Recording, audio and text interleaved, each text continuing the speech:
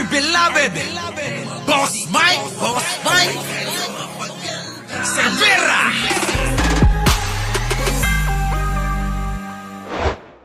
National Police Chief Marbil ay tiniyak na wala nang balikan para sa mga pulis na nagkakaroon ng mga pagkakamali, lalo na yung mga hayagang pagkakamali habang sila ay nasa serbisyo. Alamin natin ang update mula kay Bombo Bay Apinisa. Tiniyak ni Philippine National Police Chief Police General Romel Francisco Marbil na wala nang babalikan ng mga pulis na magkakamali sa kanilang mga trabaho habang nasa serbisyo. Ito ay alinsunod pa rin sa striktong polisiya ngayon ng hepe na no second chances para sa mga...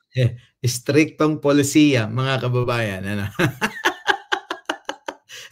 Parang naninibago ko ngayon sa mga kagawaran ng PNP at iba pang sangay ng gobyerno. Mga kababayan, bakit? Bigla ho, para bang sumipag sila mga kababayan, Lahat ngayon, mga kababayan, nagpapakitang gilas na kay Pangulo. Yaan ang problema sa inyo. Kailangan maging lumabas pa yung pagiging tigre ni Pangulong Bongbong Marcos bago kayo magkikilos. Di ba, mga kababayan, eto ho, nakakainis kasi. Masyado hong naaabuso ang kabaitan ni Pangulo. O ngayon, di ba, lumabas yung pagkatigre. Simple lang yung pagkalabas niya, mga kababayan, medyo pa ho yun, mabait na pananalita. Pero matindi po yun sa kanila. Dahil mga professional naman ito at marunong makiramdam, mga kababayan, tumalima po Yun. Tumalima po mga kababayan nitong mga tao. Kita nyo? Sige, pakinggan ninyo. Kapulisang gumagawa ng mga kriminalidad at mga irregularidad habang nasa serbisyo, kabilang na dito ang mga malalaking kaso na may kaugnayan sa mga iligal na droga at iligal na pagsusugal. Ani pa ng hepe, walang lugar ang mga ganitong klase ng pulis sa kanilang hanay. Kaya naman kapag napatunayang sangkot ang mga ito sa iligal na gawain, ay hindi na sila muling makakabalik sa kanilang mga serbisyo at lalong hindi na sila kikilalanin pang muli bilang pulis. Dapat lang. Kita nyo naman, dahil nga sa kabaitan ni Pangulo, kita nyo naman, di ba, may pulis na loko-loko na kung ano-ano mga sinasabi at nakikisali sa usaping politika na bawal sa kanila. Tinanggal nila mga kababayan. Bakit? Bawal nga Dapat ho yung mga ganong mga pulis. Sama nyo na ho. Sama nyo na. Yung mga pulis na nakakagawat na sasangkot sa mga krimen tulad ng droga, pagsusugal, at kung ano-ano pa. Dapat yan hindi na pwedeng bumalik. Tama yan mga kababayan. Kita nyo? So nakakapag-isip pala itong mga leader ng kahit na anong mga ahensya ng gobyerno kapag nagagalit ang Pangulo, mga kababayan. Kita nyo mga kababayan, mamaya talakayin natin si Tebes. Ano po? Si Tebes po. Di ba? Ang tagal-tagal na niyan. Hanggang nakakuha na nga ng asylum sa East Timor. Ano po? Ngayon ho mga kababayan, nagulat. Habang natutulog po, dinakip po mga kababayan. Ano po? Sige tuloy. Sally Garcia. Pasok. Kaugnay yan, pakinggan natin mga bahagi ng pahayag ni Chief Police General Romel Francisco Marbil. There's no turning back. Pagka nagkamali police, you're out. Talagang magpambigat na mga kaso illegal drugs, illegal gambling, mga protector wala na. You have no place in the PNP. Hindi ka na namin papatapon sa Mindanao. Dapat iyon yung kay Digong, panakot ni Digong nun. Tatapong ko kayo sa Mindanao. Hindi ho. Etong si Marbil ngayon, mga kababayan, hindi. Wala nang patapon sa Mindanao. Tanggal na kayo, hindi na kayo makakabalik sa pwesto. Noong panahon ni Digong, tapong kayo sa Mindanao kasi doon sa Mindanao, doon, pwede magbenta ng droga.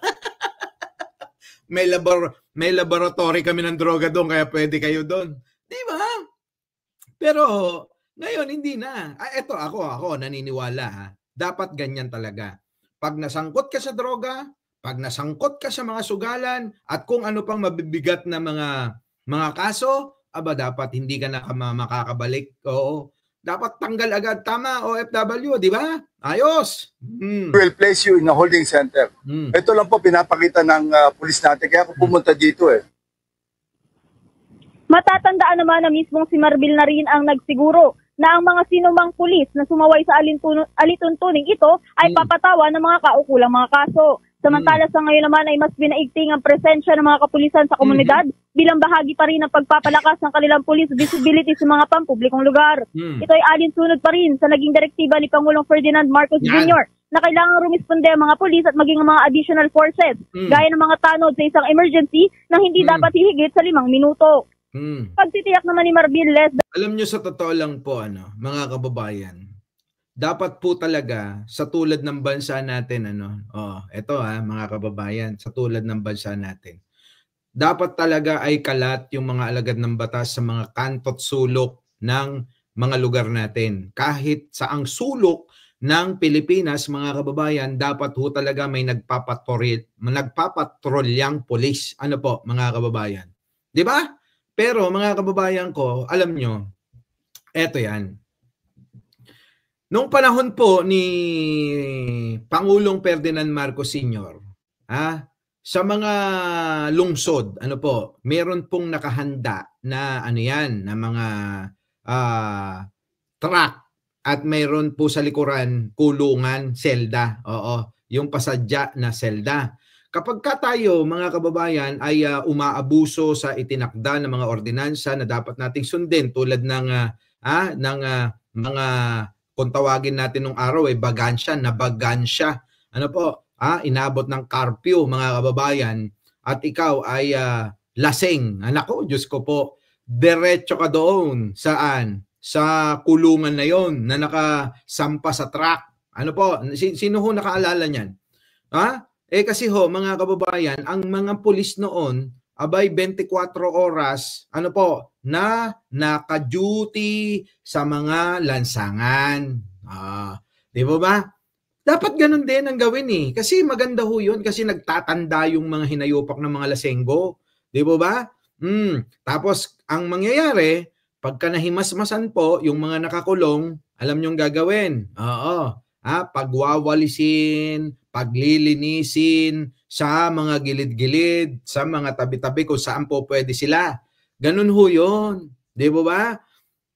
So kung ganun, mga kababayan, sigurado ko, tatahimik itong mga magugulo at itong mga lasenggo at itong mga walangya na mga na mga Pilipino. Di ba, mga kababayan?